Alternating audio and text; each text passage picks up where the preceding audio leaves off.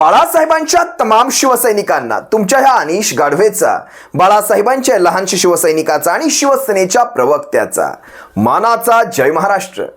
शिवसैनिकांनो, काल महाराष्ट्राच्या राजकारणामध्ये एक अतिशय महत्त्वाची राजकीय घडामोड घडली.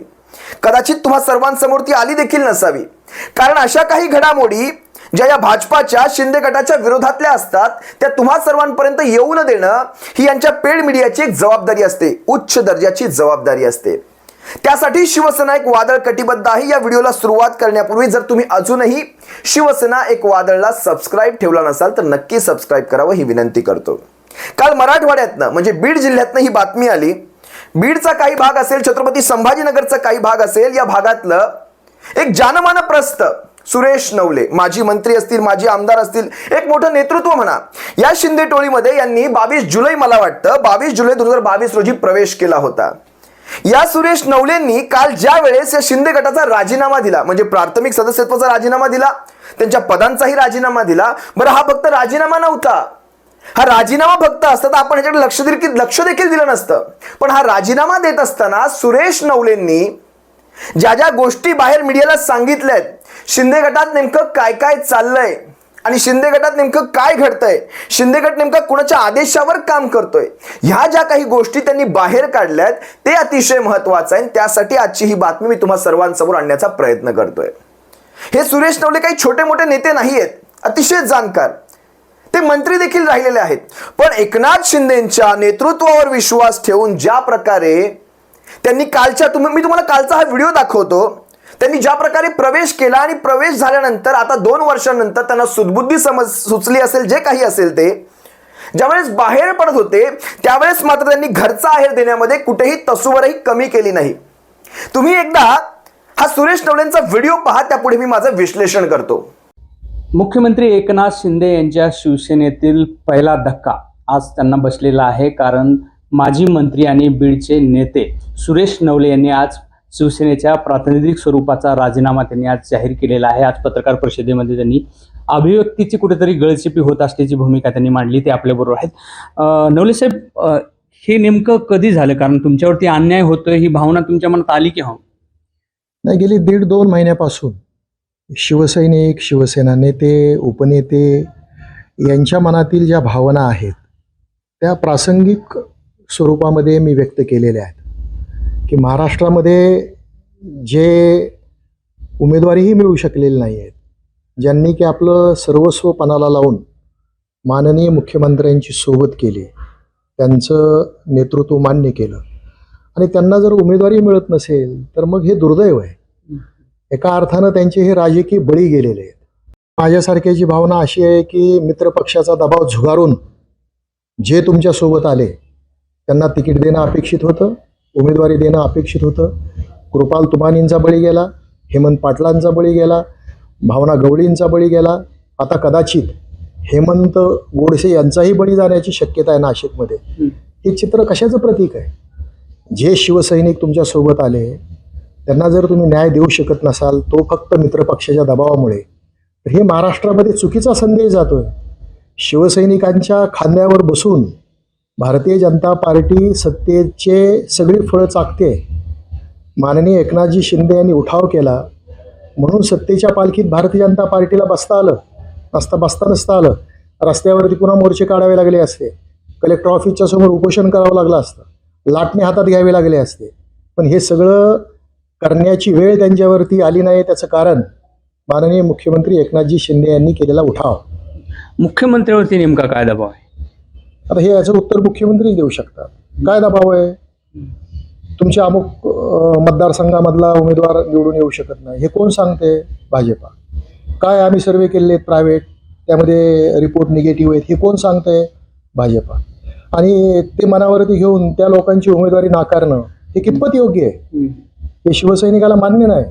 शिवसैनिकांच्या मनामध्ये प्रचंड नाराजी आहे आणि ती नाराजी व्यक्त करण्याचं काम प्रातिनिधिक स्वरूपामध्ये मी केलेलं आहे. त्याच्या पलीकडे मी काय केलं?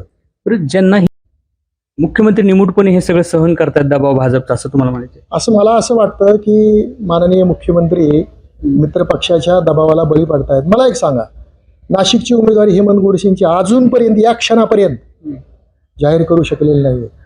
त्या हेमंत गोडसेंना शक्ती प्रदर्शन किमान 5 वेळेस मुंबईला जाऊन करावं लागलं. हे कशाचं प्रतीक आहे?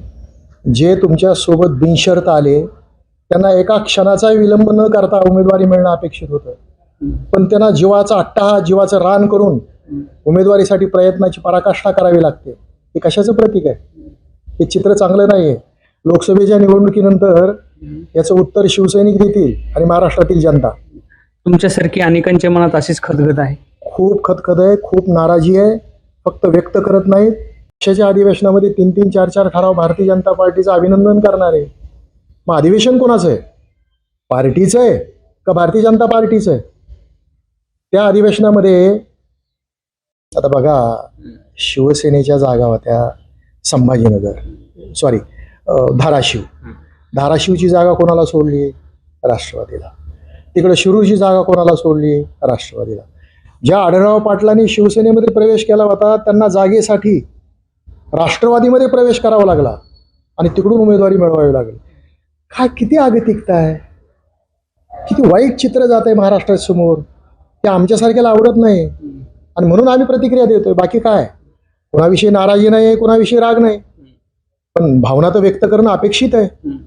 आमच्यासारख्या लोकांनी भावना व्यक्त केल्या नाही आणि मूग गुळून गप्प बसलो तर ते चांगलं राहणार नाही. शिंदेची शिवसेना भाजपमय झाली असं प्रकारचं काय?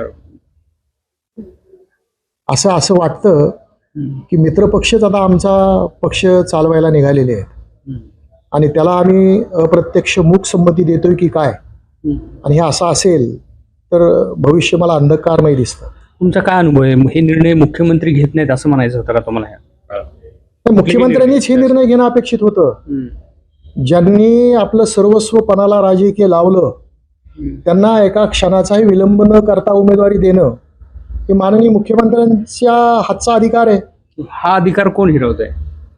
दुसरं कोण आहे? आता भाजपाशिवाय दुसरं कोण आहे? मी आणि माननीय अर्जुन खोतकर यांनी 31 जुलै 2022 सिल्लोड येथे माननीय मुख्यमंत्री एकनाथजी शिंदे यांच्या नेतृत्वाखाली शिवसेना, ज्याचं नेतृत्व एकनाथजी शिंदे करतात, त्या पक्षामध्ये प्रवेश घेतला.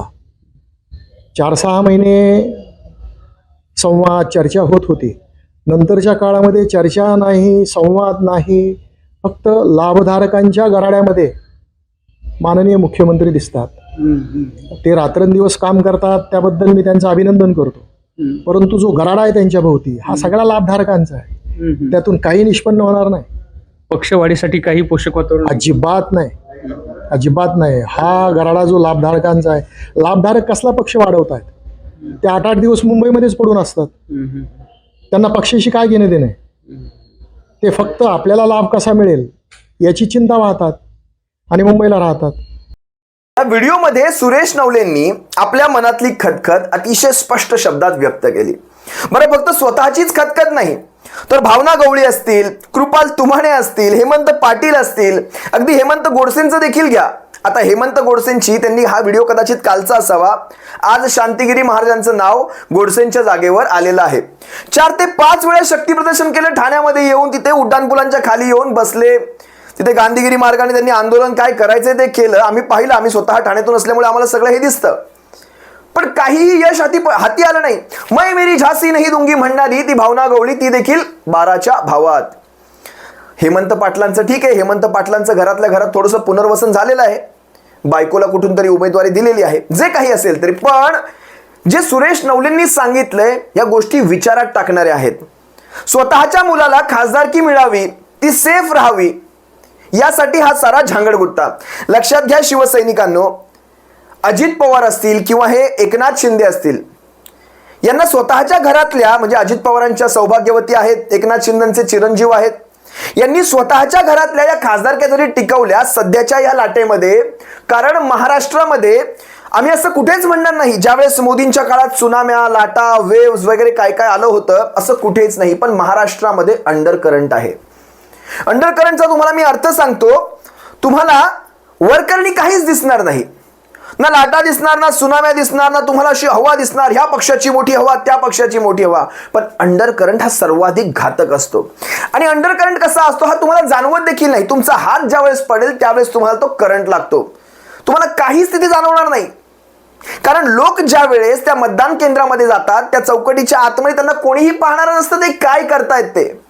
आणि लोक हे समजूतदार आहेत, सर्वसामान्य माणसं ही समजूतदार आहेत. महाराष्ट्राचा सध्याचा कल पाहता तुम्ही एक लक्षात घ्या, ही सुरेश नवलेंसारखी माणसं ही वेळ राहताच शहाणी झाली. त्यांनी उगाच नाही या शिंदे टोळी नावाचा पक्ष बुडायच्या आधी, कारण बुडल्यानंतर ह्यांना कोणीच घेणार नाही, पण बुडायच्या आधीच जर सोडलं, आणि ही सुरुवात होणं फार गरजेचं होतं. बुडायच्या आधीच जर सोडलं तर मात्र इकडे तिकडे ऑप्शन्स ते पर्याय चाचपडता येतात. लक्षात घ्या शिवसैनिकांनो, मला काय सुचवायचंय ते मी वारंवार म्हणत असतो. ह्यांच्या घरामध्ये, या शिंदे टोळी नावाच्या घरामध्ये एक जरी फूट घडली ना, त्याच्या मागे ती बेडकं सारीच्या सारी त्या गटारातनं उड्या मारायला तयार होतील. या बेडकांना भविष्यात कोण जवळ करतोय तेच पाहायचंय. पण लक्षात घ्या, ही सुरुवात झाली. सुरेश नवलेंनी अतिशय स्पष्ट शब्दात सांगितलं. का बरं? या सगळ्या बंडाल त्यांनी उठाव असं प्रेमाने नाव दिलं, ज्याला आम्ही प्रेमाने गद्दारी म्हणतो. आणि ज्यांना या सुरेश नवलेंनी माननीय, सन्माननीय अशी काही बिरुदं चिटकवली त्यांना आम्ही नंदीबैल म्हणतो प्रेमाने. आमचं प्रेम खूप चांगलं आहे. आम्ही प्रेमाने या सगळ्या माननीयांना नंदीबैल म्हणतो, जे असे हुजरे करतात, जशी मुंडकी हलवतात, या भारतीय जनता पक्षासमोर मुंडकी हलवायची कामं करतात. या भारतीय जनता पक्षाने ह्यांचे सर्वे केले, ह्या भारतीय जनता पक्षाने यांचे सगळे उमेदवार रद्द केले. काय झालं होतं विचार करा. कृपाल तुमाणे असतील, भावना गवळी असतील, हेमंत गोडसे असतील, हेमंत पाटील असतील, असे कित्येक खासदार यांनी घरी बसवले. राजेंद्र गावित देखील असतील पालघरचे. आता भारतीय जनता पक्षाचा स्वतःच्यांचा होऊ शकत नाही, दुसऱ्यांचा काय होणार? आज तुम्ही मुंबईतलं उदाहरण घ्या. मुंबईतल्या 3 पैकी 3ही खासदारांचे पत्ते कट करून टाकले. मनोज कोटक असेल, गोपाळ शेट्टी असेल, पूनम महाजन. आणि पूनम महाजनचं तर विशेष वाईट या कारणासाठी वाटतं, स्वर्गीय प्रमोद महाजन यांच्या त्या कन्या आज महाजन कुटुंबच संपवलं. एकमेव काहीतरी रिप्रेझेंटेशन त्या पूनम महाजन ह्या महाजन कुटुंबापैकी करत होत्या. आता विचार करा, एक काळ असा होता महाजन कुटुंब म्हणजे प्रमोदजी महाजन यांना भेटण्यासाठी मोदी शहांना देखील अपॉइंटमेंट मिळत नव्हती. असे ते महाजन आज त्यांच्या मुलीची खासदारकी कापणारे. काय म्हणावं, कुठे चाललाय ह्यांचा? आणि म्हणतात मोदीचा परिवार. असो, तो त्यांचा अंतर्गत मामला. पूनम महाजन पण काही धुतल्या तांदळाच्या नाहीयेत. मागे ज्यावेळेस प्रियंका चतुर्वेदींचं कुठला तरी एक कार्यक्रम होता, त्या कार्यक्रमामध्ये वटर वटर वटर करून बोलत होत्या. ठीक आहे, त्यांना त्यांची फळं मिळालेली आहेत, जे काही असेल ते. पण लक्षात घ्या, अंडरकरंट जो महाराष्ट्रात ही जी वेव्ह चालू आहे, ही शिवसेनेच्या बाजूने वेव्ह चालू आहे. उभ्या महाराष्ट्रामध्ये आज स्वतः मला वाटतं छगन भुजबळ यांचं एक स्टेटमेंट आहे की उद्धव ठाकरेंच्या बाजूने एक सहानुभूतीची महाराष्ट्रात मोठी लाट आहे. ही लाट तुम्हाला दिसणार नाही, पण ती अंडरकरंटच्या मार्फत येते. त्याने अंडरकरंट हा पत्ता इकडचा इकडे करतो.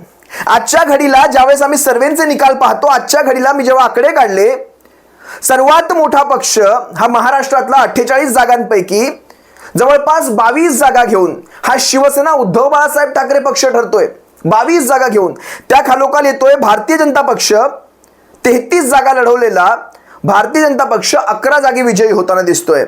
राष्ट्रवादी काँग्रेस पक्ष 5 पैकी 4 जागी आणि काँग्रेस पक्ष 10 पैकी 8 जागांच्या आसपास विजयी होताना दिसतोय.